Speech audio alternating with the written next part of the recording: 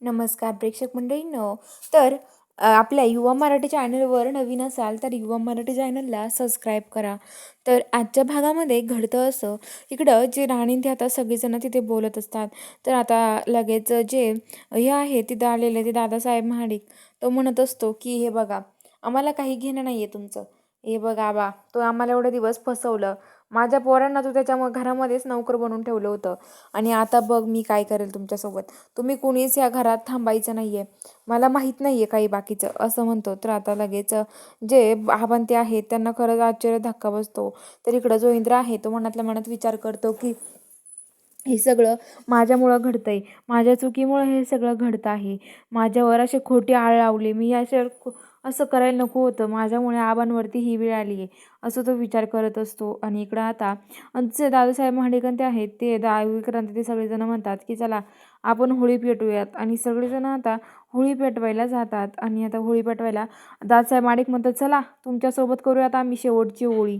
आणि सगळे तिकडे निघून जातात. तर आता जे इंद्रन ते आहे ते म्हणतात की आपण नको तिथे जायला आबा, तिथे जर गेलो ना ते आपला खूप अपमान करेल, तिथे नका जाऊ आबा आपण आता. तर आता लगेच आबा म्हणतात की हे बघ विक्रांत, इंद्र, आपल्या तिथं जायला हवं, आपण सण म्हणून ते जायचं.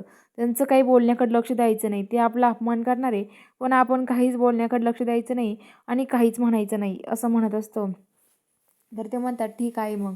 आणि मग आता लगेच सगळेजण तिकडे येतात, सगळेजण येतात आणि आता सगळेजण तिथे येतात, होळीजवळ उभा असतात. तर इकडं विक्रांत ते सगळेजण म्हणतात की आता राणी आणि इंद्र सरांना, इंद्राला द्यायचा होळीचा मान, आपण त्यांना होळीचा मान देऊयात असं म्हणत असतात. तर आता लगेच त्यांची पहिली होळी आहे ना असं म्हणतात. तेवढ्यात आता इकडं जे आहे अजित असतो, तो अजित म्हणतो की नाही नाही, आपण त्यांना होळीचा मान नाही द्यायचा. काय त्यांना आपण होळीचा मान द्यायचा आहे, होळीचा मान द्यायचाच नाही त्यांना, आपण आपण त्यांना होळीचा मान द्यायचा नाही असं म्हणतात. आणि हे बघा, हा मान माझ्या आईचा आणि माझ्या आपल्या दादांचा आहे, कारण की यांनी इतके दिवस फसवलं आहे ना सगळ्यांनी, त्यामुळे आता यांना नाही द्यायचा मान आपण हा होळीचा. इतक्या दिवस हे सगळं हेच करत आले, सगळ्या मान यांना देत आलो आपण. आता इथून पुढे मान यांना भेटलाच नाही पाहिजे.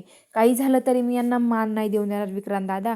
विक्रांत दादा हा सगळा मान आहे ना त्यांच्यावर द्यायचा, कारण की सगळ्यांनी तुझ्यावरती खोटे आळ लावले ना, आता त्यांना पण कळलं पाहिजे त्यांनी खोटे आळ लावलेले कसे असतात ते असं म्हणतात. आणि आता जो हा आहे अजित, तो म्हणतो की दादा यांना शिक्षा द्यायची आपण असं म्हणतो.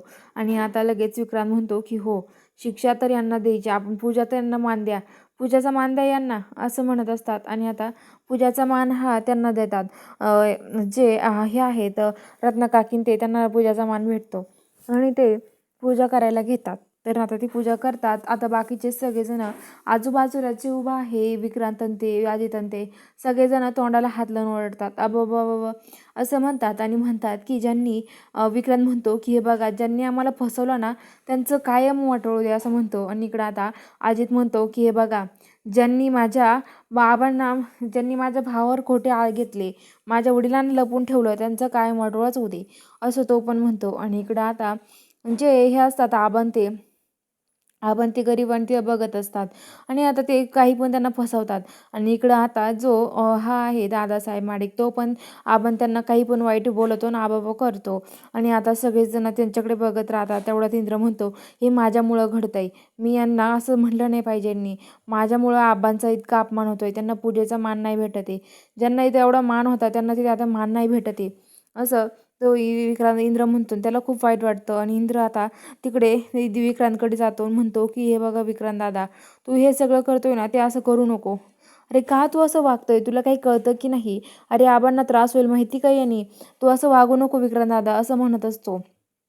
तर विक्रांत म्हणतो की तुला काय करायचं, मी वागेल नाही तर काही करेल. आणि हे बघ, तुला जर असं वाटत असेल ना आपल्या झालेल्याच्यात सगळ्याचं हे करावा, रचुकता करावा आणि हे सगळं काही माफ व्हावं सगळं काही, त्यासाठी हे बघ काय करायचं. मग त्या विक्रांतला त्या आगीत लोटून देण्याचा प्रयत्न करतो. तेवढ्यात राणी इंद्राचा हात पकडते आणि इंद्र वाचतो. तर बघूया आता पुढील भागात काय घडणार आहे. बघायला चॅनलला सबस्क्राईब करा.